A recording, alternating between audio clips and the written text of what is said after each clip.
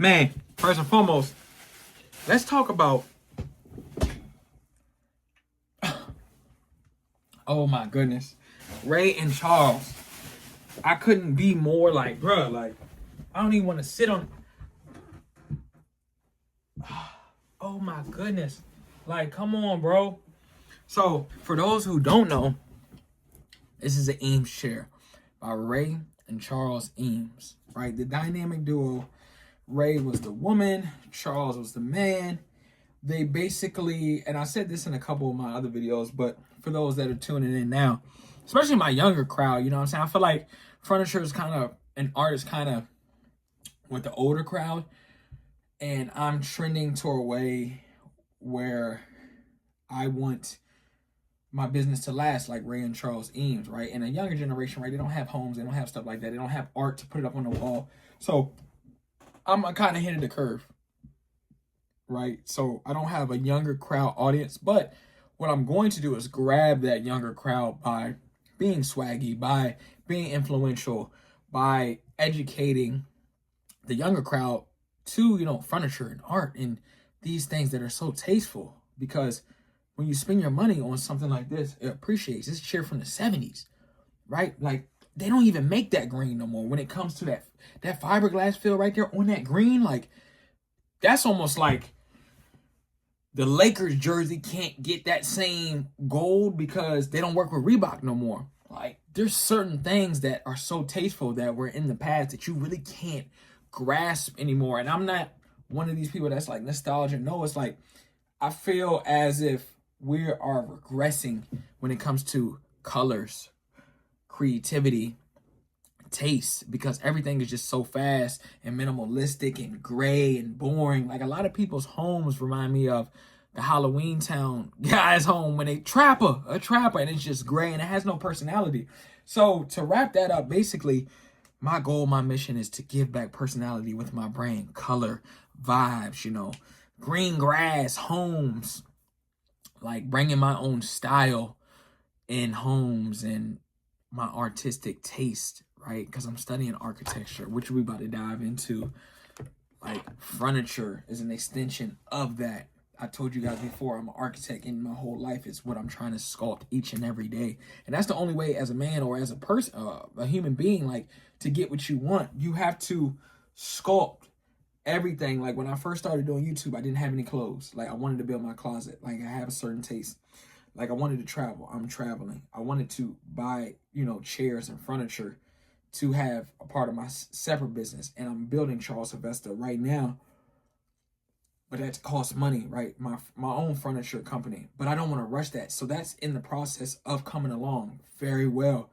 But in order for me to give you guys tasteful, great content, I had to figure out, okay, what is it that I truly love? I love architecture. I love furniture. Okay, so how can I make content about that? And at first it was super boring. Now I will say it's in that medium level, right? Of, okay, you're piquing people's interest. But it's a progression of figuring out, okay, talking about what I want to do. Okay, now figuring out how can I do that consistently, right? And then the third thing is like, okay, how can I make it consistently good? Okay, and then the fourth thing is how can I make it consistently great with all facets of my social media, with all facets of me. And it's a process. Oftentimes, even with myself, like, I started doing content, I wanted to be the best, I wanted to travel, I wanted to do these things, but it's a process, first with God, but you have to, you know, find your way slowly but surely.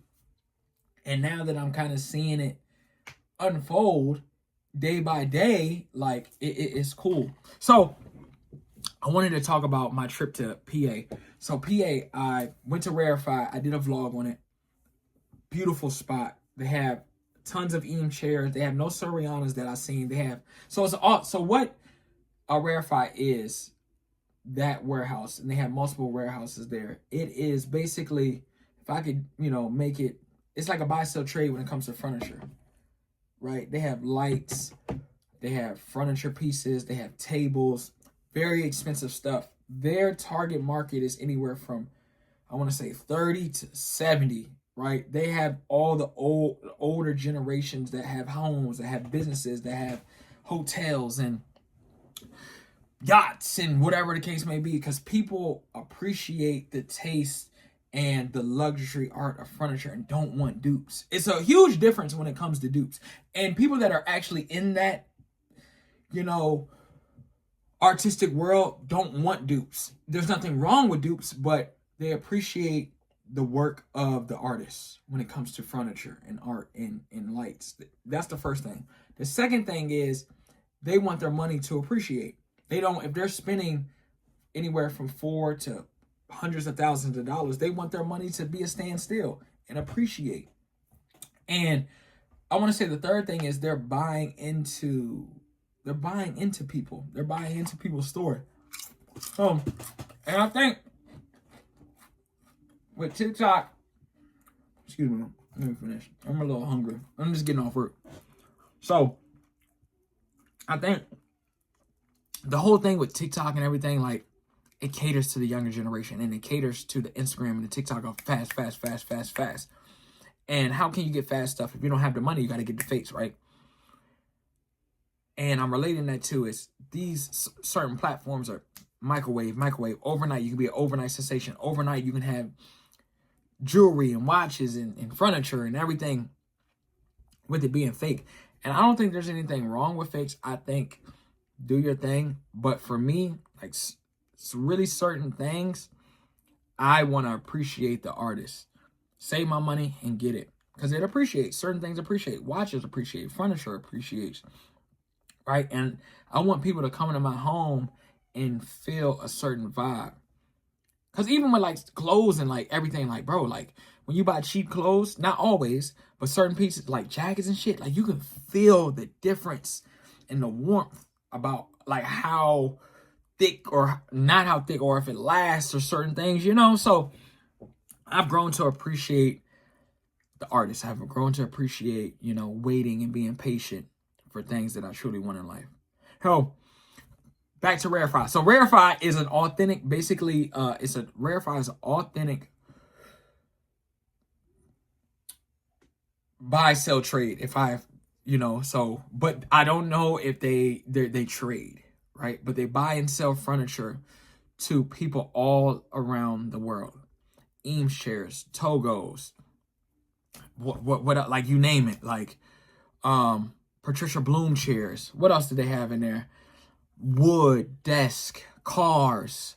Like, truly appreciate the art form. So it was a different experience seeing all those pieces in one spot, ranging from anywhere from $400 to $50,000 for one piece. And the market is huge for this because they're doing well. They do exhibitions as well. I'm not going to tell y'all, but I'm definitely going somewhere this week as well. Just on the move and continue to give you guys content for myself and y'all. And yeah, like, it was crazy. And I'm going to continue to go there. I'm going to continue to buy and build my collection as well, because I had a parent company which was called Rarity. So Rarity House is basically going to be two things. It's going to be, in the future, it's going to be a speakeasy, right? Sunken living room, carpet, all that vibes. And the second part of that is going to sell furniture, Rarity House, right? So you're going to be in there. You're going to be able to be in there and get vintage furniture, Sorianas, Eames, Togos. Shout out to Michelle Dugaroy. What else? You're going to be able to get Patricia Bloom chairs. You're going to be able to get Paul and Paul. And you're going to be able to get so much of my taste as well as other people's taste as well. So that's, you know, the 5-year plan over there. But for myself, Charles Sylvester is my company. Charles Sylvester is me. And it's going to be my furniture company, which we have right here. This is the lip chuck chairs right here. All my goals over there. But that's going to be the first piece I introduce over the next 2 years. The lip chuck chair. I'm going to push it hard, while I'm also making other, you know, pieces that are more exclusive. But I want my name and I want this chair to really hit the streets. You know, I want people to have this piece. Like, this is not going to be a piece where I'm outpricing my market. I'm going to make sure people have this chair. And I'm going to be doing events. I'm going to be doing everything, right? Tasteful, to really promote this chair. So yeah, without giving y'all too much, that's it. I wanna dive in to the first page of 101 things I learned in architecture school. Architecture school. Boom, right here.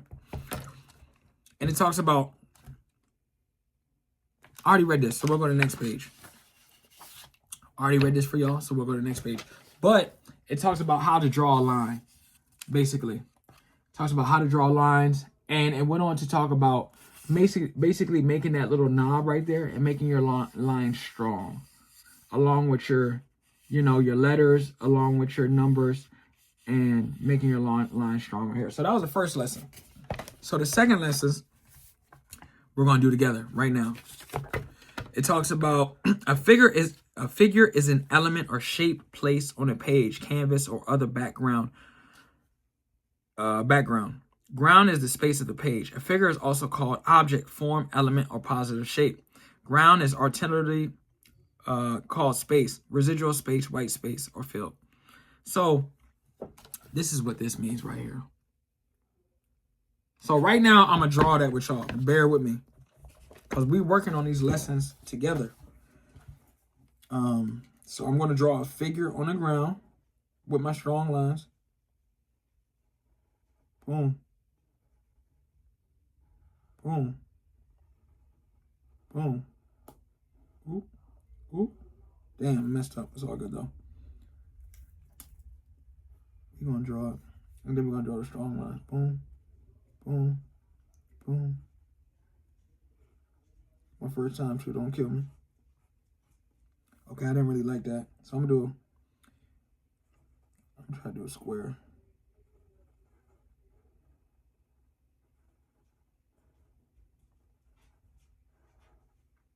And then I'm going to show y'all.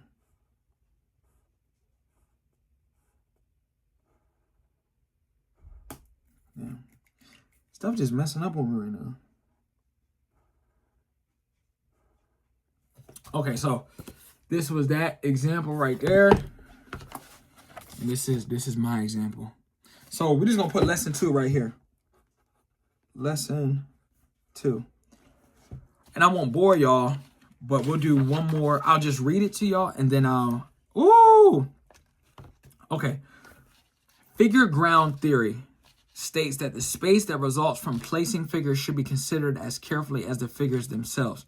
Space is called negative space if it is unshaped after the placement of the figures. It is a positive space if it has a shape.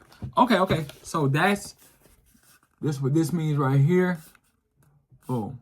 So I guess this is the same 4 figures arranged to create positive space. So this is positive space. The same 4 figures arranged to create a positive space in letter A. And then 4 figures arranged randomly with negative space. Okay, that makes sense. As you can see the progression right here. Easy. Okay, yeah, so I just like to keep it short. That's only 3 lessons. Yeah, and so in this part of my journey, this is architecture right here. This is what I'm learning, because also build homes. We will have homes all around the world where you can go and you can be immersed in. It'd be like little parties and stuff like that. So yeah, that's what we're doing, man. I love it. I'm glad I got to come on here. We turning it up. What is it? Is it March 1st? We turning it up March. More vlogs, more traveling. Appreciate y'all, baby. Peace.